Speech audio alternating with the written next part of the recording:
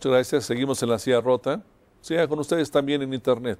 Estamos conversando con la doctora Jacqueline Pechard, presidenta del IFAI, quien nos está explicando los nuevos desafíos de la institución, especialmente una vez que se ha hecho cargo de velar también por nuestros derechos, por nuestros datos personales. Una nueva generación de derechos también. ¿Qué tenemos que nutrir en nuestra actitud, en nuestra vida diaria, Jacqueline, cuando llegamos a un comercio, cuando llegamos a una dependencia pública y nos piden algún dato personal? ¿En qué tenemos que imaginar, pensar antes de responder? Sí, a ver, las solicitudes para que uno dé ciertos datos tienen que ver desde luego con el tema de la seguridad, o cuando piden datos para una transacción comercial, digamos, ¿no? Uno llega a una tienda y pues le piden los datos para la tarjeta de crédito, etcétera. Entonces, para nosotros es muy importante es que la persona tenga muy claro para qué está dando sus datos, cuál es la finalidad por la cual está dando sus datos. Y si la otra persona tiene derecho a pedirme esa información. Exactamente. Y lo que tienen que tener la otra persona, es decir, la del comercio, digamos, o la del lugar en donde se está pidiendo los datos, es lo que se llama un aviso de privacidad.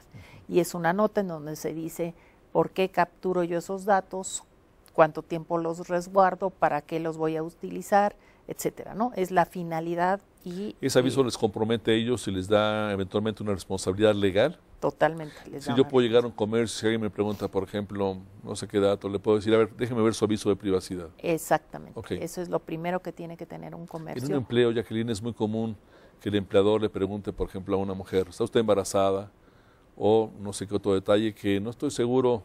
Claro que no. Que pertenezca a este ámbito, el ámbito laboral, pero al parecer es una violación. Así es. Es decir, uno de los principios básicos de la Ley de Protección de Datos es que quien capture los datos para la finalidad, digamos, para darte un empleo, tienen que ser proporcionales a la actividad que se está ofreciendo.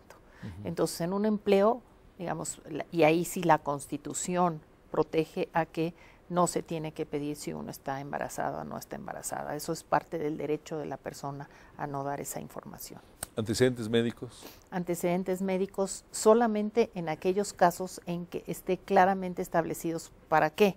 Por ejemplo, una aseguradora con frecuencia para vender un seguro requiere de esos antecedentes médicos. Entonces requiere del consentimiento del particular para dar esos antecedentes médicos. Pero un empleador no lo puede pedir. Pero un empleador no. Un banco para una tarjeta de crédito. Tampoco. Es decir, está en la naturaleza misma del servicio que se ofrece, ¿sí? Y entonces, y que no sea desproporcionado a ese servicio. ¿Religión, preferencias sexuales? Preferencias sexuales y religión están establecidas en la ley como datos sensibles, es decir, lo que tiene que ver con la parte más íntima de la persona, ¿no? Y entonces estos tienen una protección mucho mayor, es decir, por ejemplo, los otros datos, los datos que tienen que ver con el domicilio o el teléfono, que igualmente me identifican, son datos que no se consideran sensibles y entonces pudiera ser que sin un consentimiento expreso se puedan recabar esos datos. Los datos sobre, por ejemplo, religión o preferencia sexual, si les requiere un hospital porque me van a hacer una intervención, pues seguramente la preferencia sexual no es necesaria, yo podré oponerme claramente, pero a lo mejor la cuestión de la religión, porque hay ciertas religiones que requieren de ciertos tipos de atención o de cierto tipo de dieta, en esos casos entonces yo puedo concederlo, pero tiene que estar expresamente el consentimiento de la persona, de los datos. Hay empresas, por ejemplo, que le piden a un aspirante a trabajador hacerse una prueba sobre SIDA. ¿Cómo reacciona en ese caso? Bueno, en ese caso, por eso la persona puede decir, sí, yo quiero someterse a esa prueba. Necesita haber un consentimiento expreso. ¿Sí? Solamente en esas condiciones. Solamente en esas condiciones. Y si llego a un comercio o algún otro tipo de dependencia y me piden mi credencial de lector, por ejemplo, que quieren fotocopiarla, ¿es un procedimiento normal o no? No es procedimiento normal.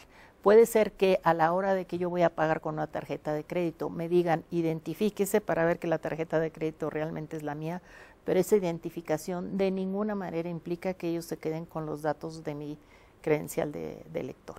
¿Sí? Me la pueden pedir, verla, pero no reproducirla, no guardarla. No necesariamente fotocopiarla. Así es, no fotocopiarla. Hay una filosofía ahí de que hay parte de mí que solamente a mí me pertenece.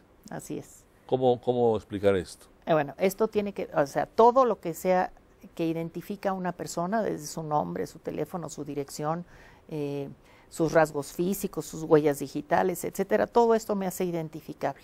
Sin embargo, hay cuestiones mucho más sensibles, ¿no? Si me piden el ADN, pues es algo que sí me hace única y no me tienen que pedir eso, sí, yo puedo identificarme sin duda, a lo mejor con 2 huellas digitales, ¿no? Entonces eso es lo proporcional a lo que al tipo de servicio o al tipo de requisito que me están poniendo, por ejemplo, para sacar un pasaporte o para tener algún tipo de servicio, ¿no? Una cédula de identidad, etcétera, ¿no? Entonces tienen que ser datos proporcionales que permitan la identificación, pero que sean efectivamente los necesarios, porque lo que hace la ley es proteger que el individuo sea lo menos, o sea, que el Estado sea lo menos intrusivo en la vida del individuo. En la vida de los ciudadanos. ¿Qué hace el IFAI para evitar esta plaga de llamadas telefónicas donde le dicen, yo sé que usted utiliza avión, o yo sé que usted va a Acapulco, le quiero ofrecer un hotel, o le quiero ofrecer, no sé, trajes de baño, y que tengo que estar atendiendo a este tipo de personas? Así es. Si la persona sabe de dónde viene la llamada telefónica, lo que puede es ir con la empresa y decirle, yo quiero que me canceles mi dato de la lista que tú tienes. Es decir, ¿La empresa que ya me dio el servicio o la que pretende darme el servicio? No, por eso, a la que yo le di el dato. Ok. Porque lo que sucede con mucha frecuencia es que yo le doy el dato, voy a poner un ejemplo, a Bancomer para abrir una cuenta de crédito y resulta que Bancomer se la pasa a un comercio o se la pasa a alguien más. Entonces, si yo sé que mis datos los tiene Bancomer, yo voy con Bancomer y le digo, quiero que mis datos solamente se utilicen para... Pero tengo que hacer esa llamada o tengo que hacer ese requerimiento. El requerimiento. Si no, Bancomer tiene o cualquier empresa tiene derecho a distribuir no tiene esa base de derecho. datos. No tiene derecho.